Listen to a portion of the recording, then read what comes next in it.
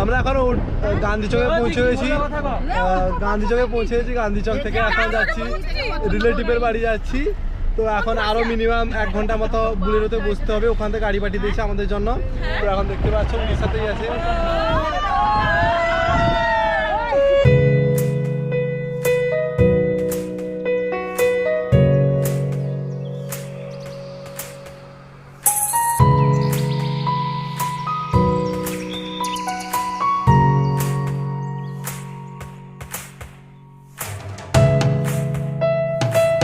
তো গাইস এখন আমরা পৌঁছে গেছি আমাদের রিলেটিভের বাড়িতে। তো এখানে পুজোই হবে। ওই যে পেছনের বড় বাড়িটা দেখতে পাচ্ছেন না নিশ্চয়ই, ওই আমরা এখনই যাবো ওই পিছনে বড় বাড়িটা। আর ওখানে সবাই পৌঁছে গেছি, আমি, মান্টুদা, লুসি সবাই আছে। আর পিছনে মা বাবা আছে সবাই। এই দেখতে পাচ্ছ একদম গ্রাম্য পরিবেশ একদম, চারিদিকে ঝিল আর ওই এরকম একটু আর কি।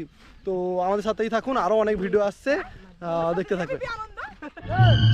তো গাইস আমরা এখন পৌঁছে ড্রেস আপ চেঞ্জ করে এখন বেরিয়ে পড়েছি। পিছনে ব্যাকগ্রাউন্ডে আওয়াজ বাজছে, পুজো তো তাই একটু ব্যাকগ্রাউন্ডে আওয়াজ বাজছে।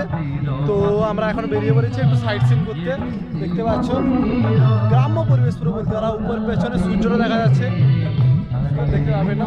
ঠাকুর চলে এসেছে সামনে, ঠাকুরটাকে আনতে যাচ্ছি আমরা, সবাই আছে।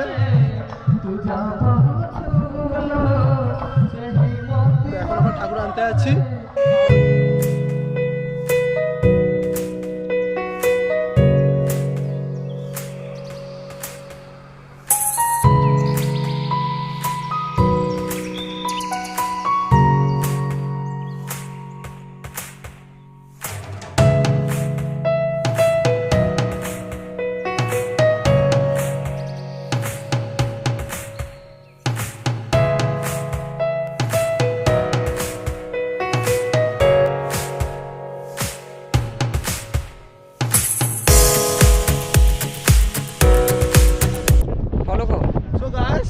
এখন আমরা বিচে পৌঁছে গেছি।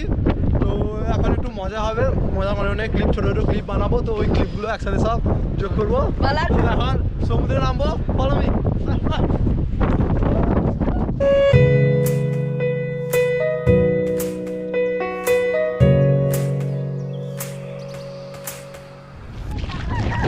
আমি আমাদের আন্ডার ওয়াটার টুকরা দেখাতাম গোপ্রো, কিন্তু জলটা ঘোলাটা একটু আন্ডার ওয়াটার টুকরা এতটা ভালো আসবে না।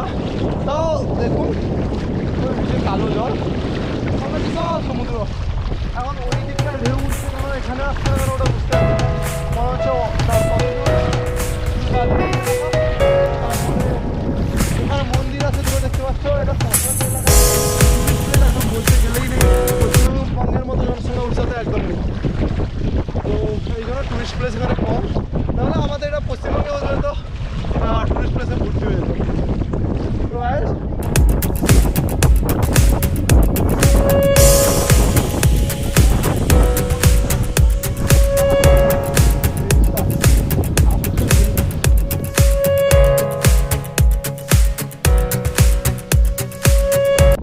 তো এই ছিল আমাদের সুন্দর একটা বিচের মুহূর্ত, ছোট্ট একটা বিচের মুহূর্ত।